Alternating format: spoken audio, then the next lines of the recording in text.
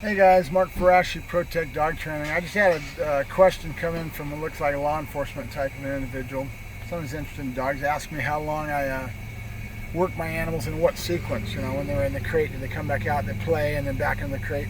I really don't get that anal, guys. I use common sense and a lot of my instincts on knowing what to do, when, and where. I'm dictated by the flow of my day. It gets hot up here, so I've got to worry about the heat. I can't work in the middle of a hot day, so that's automatic. I want to work in the morning when it's cooler. I take the dogs out of their crate. They're going to need to go potty break, so I'm rotating dogs in the morning and getting everybody out and situated where they're going to be. I've got to clean kennels, so I go out and clean kennels. And then I come back to the puppies and I grab one of them to come out and work.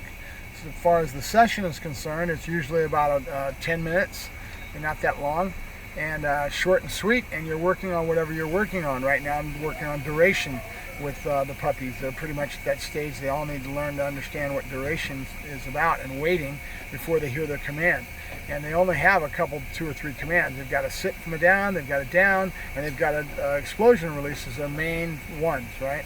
Now, if I was into sport, I might even start working on my healing exercise and that sort of thing. But I'm not so worried about it with these guys. I can pull that in at a little bit of a later date. It's all about maturity. So their attention span's not much, so short and sweet is really what's important, right?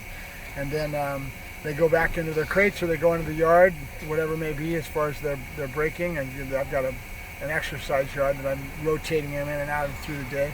I may use the crate in a creative way as far as robbing them of attention and putting them in the crate for a length of time to get their anticipatory want up.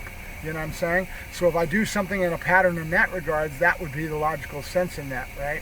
Where I'd do something, break them, I put them into the crate, and then leave them in there for an hour or so before I come out and work. And if I did that on a pattern that made some sense to them, they would start getting used to the fact that they would go into the crate, that anticipatory want would come up, and then you would be able to take them out. But you need to do that on a really nice set pattern, and then you might get a little anal, right? So that's about it for my answer. I'm dictated by the day. And on the heat, I can't work in the middle of the day. I work in the evenings, I work at night, and then that's what we do there. So it's short and sweet is your answer. I thank you much. Have a good day. Mark Ferrasci, Protect Dog Training, signing off.